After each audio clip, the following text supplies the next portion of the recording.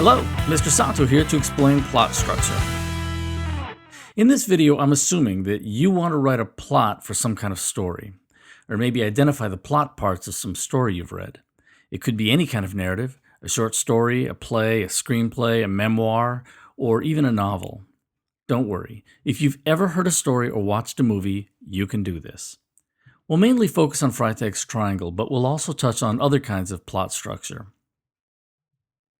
When teachers talk about plot structure, they usually teach Freytags Triangle. I know I do, because Freytags Triangle is really useful. Most stories will fit this arc pretty closely, and you can see why it's called a triangle. So, the 6 parts of Freytags Triangle are 1. Exposition, 2. Main conflict, 3. Rising action, 4. Climax, 5. Falling action, and 6. Resolution or denouement.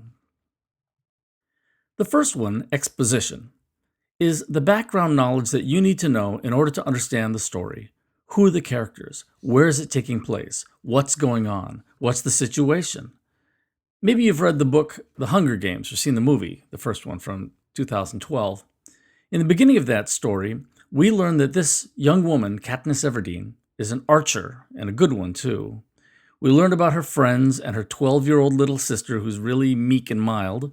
We learned that these are people living in some future society where food is scarce for regular people like them, and that there are these horrible battle-to-the-death sort of games held once a year, put on by very powerful and wealthy people, like these, who are definitely not starving.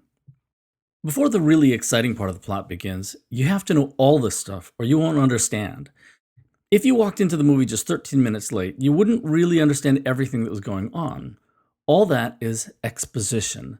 The necessary background stuff, who they are, where they are, what's going on, that kind of thing. That is exposition.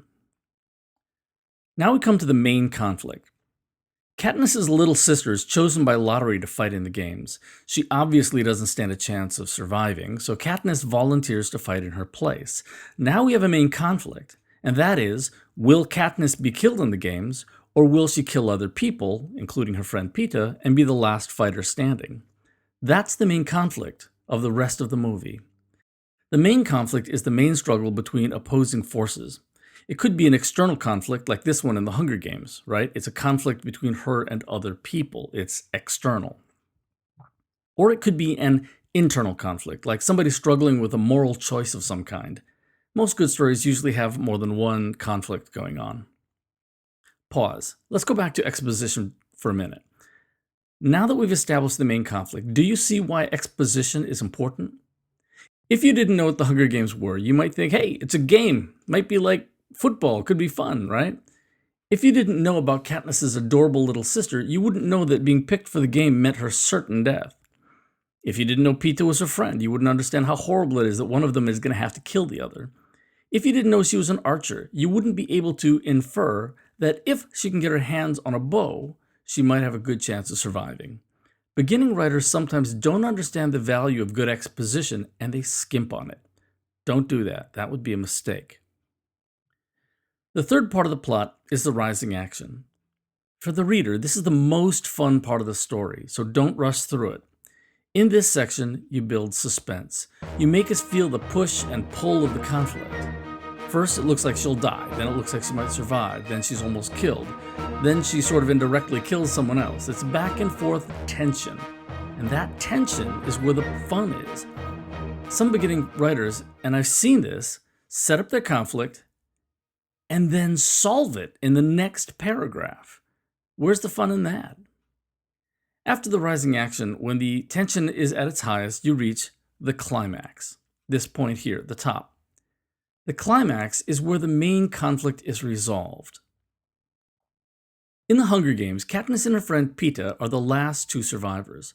One friend will have to kill the other for the game to end. They come up with a creative solution to avoid this horrible outcome. They will both eat poison berries. They'll both die together, so neither will have to kill the other. However, having all the fighters die is not acceptable to the organizers of the game, so they decide the only solution open to them is to stop Katniss and Peeta from killing themselves, end the game, and have 2 winners. That's the climax. Now remember, the main conflict was whether Katniss would live or die. That's the question. The main conflict is the question. The climax is the answer to that question. So the climax and the conflict should usually match, unless the question has evolved into something else by the time you get to the climax, and a lot of writers do that too. Some stories end right there, right after the climax, but there are still 2 more steps in Freytag's Triangle. The next one is called falling action. I often tell my students that it's okay to skip falling action. It is a period after the climax where nothing is really happening. The plot stops for a bit, and we feel the repercussions of what just happened. I think covering the falling action in no more than a sentence or 2, or even skipping it entirely, can be a good choice. The last part is the resolution, or denouement, a French word meaning the untying of the knot.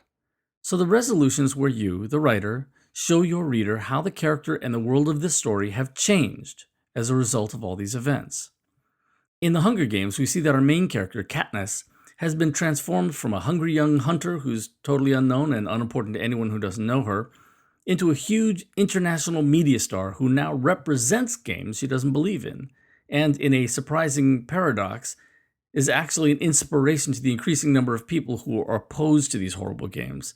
So we see how the events of the story have changed the main character and changed the world of this story. That's what the resolution should do. Some stories, like The Most Dangerous Game, just imply the resolution without actually stating it. That's a little tricky, it's subtle, but it's another way to go if you think you can pull it off. And those are the parts of Freytag's Triangle. Most stories follow this pattern with maybe a variation or 2, like Star Wars puts some of its exposition in a scroll at the very beginning, or how some stories will start at a more exciting moment, like at the beginning of the main conflict maybe, and reveal the exposition a little later in a flashback. But almost every story will follow most of this pattern. It's a really helpful planning tool for writers. Okay, now I'll only spend a few minutes talking about other ways to organize plot. The first one is the hero's journey. We have the scholar Joseph Campbell to thank for this. Every English teacher I've ever known knows this one. It really isn't all that different from the triangle, but its structure is more circular. With the hero's journey, I always think of Luke Skywalker, so here I'll say he instead of he or she. The hero starts from a bad place, like he's suffering in some way. Luke is bored. Some sort of inciting incident pushes the hero forward into his adventure. He gets help from teachers and other friends along the way. He enters a strange new world, faces challenges, gives himself over to something greater than himself, conquers those initial challenges, and then faces the big one, the supreme ordeal. Sometimes he conquers the enemy, and sometimes he loses. He sacrifices himself, and then is resurrected more powerful than ever, like Obi-Wan Kenobi. Then the hero returns home to benefit his society in some way. Sometimes he faces more challenges on the way back home, though this doesn't happen in Star Wars until Episode 6. All of this could fit in Freytag's Triangle, but the return home at the end is what makes it a little different. Plus, the hero's journey comes with a lot of its own fun elements, but that's a story for another video. Kishotenketsu. For the next plot structure, I have to thank Dr. David Reinhardt of the University of Wisconsin at Whitewater, whose page on narrative structures introduced me to this concept. I recognized the structure from having read it in books and seen it in movies, but didn't know it had a name. This one is called Kishotenketsu, which is Japanese. It has 4 stages, which are, logically enough, Ki, Sho, Ten, and Ketsu. Ki is the introduction, same as exposition really. Sho is the development. Ten is the twist, and Ketsu, which is the conclusion. One example Dr. Reinhardt gives is The Story of an Hour by Kate Chopin. In the first stage, which is called Ki, a young woman with a heart condition learns that her husband has been killed in a train accident. We learn who she is and what her situation is. That's the introduction, the stage called Ki. In the second stage, Sho, we see her thought processes as she goes through different stages of reaction. First, she weeps. Then she imagines a life without him and sees that her new life could be freer and less constrained than it has been. Then she begins to be very happy, even joyous. This is the development stage. In the third stage, Teng, there is a plot twist. It's a kind of climax, but it must be unexpected. In this case, we learn that there has been a mistake and her husband is not really dead after all. It's a twist. In the final stage, Ketsu, the sudden change from joy to What? Fear, grief, and awareness that she has to go back into the box that she thought she'd just been freed from is a terrible shock. The young woman drops dead. Ketsu is the conclusion. In this final stage, we look back at the events and situations of the story and see them now from a different perspective. A movie example Dr. Reinhold gives is the 2010 movie Inception. I think of the classic American stories Occurrence at Owl Creek Bridge by Ambrose Bierce and The Lottery by Shirley Jackson. Certain Twilight Zone episodes come to my mind as well. Then there's the episodic plot. Jonathan Swift's novel Gulliver's Travels falls into this category. In longer forms like novels, you can have a lot of small challenges, episodes, that may be completely unrelated to each other, with no big climax at the end. The tension rises and falls over and over. The main character goes through the story experiencing all these adventures and is sometimes no different at the end than he or she was at the beginning. TV shows often do this as well.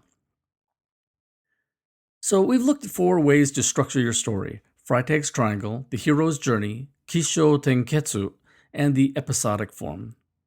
Here are some time indexes so you can go back and rewatch the parts that you're interested in.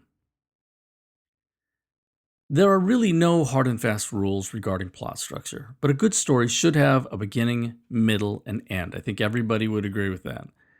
The Greek philosopher Aristotle had some very influential ideas about tragedies and comedies. Edgar Allan Poe had a few short story rules, too. Modern writers in the 20th century broke up these structures and rearranged them in non-linear ways. For example, the end of the book might reveal the actual chronological beginning of the story. So these structures, these frameworks, are really useful tools for writers who are planning and outlining their narratives, especially beginning writers. But don't let the framework turn into a cage. They're tools, not rules. This is an art form after all. The main thing is that you tell a compelling story. Your teacher may require that you include all the steps as a writing exercise. I've done that. But otherwise, if it's a good story, no one will care that it was missing this piece or that one. They'll just remember that it was a good story. All right, now go have some fun creating your story.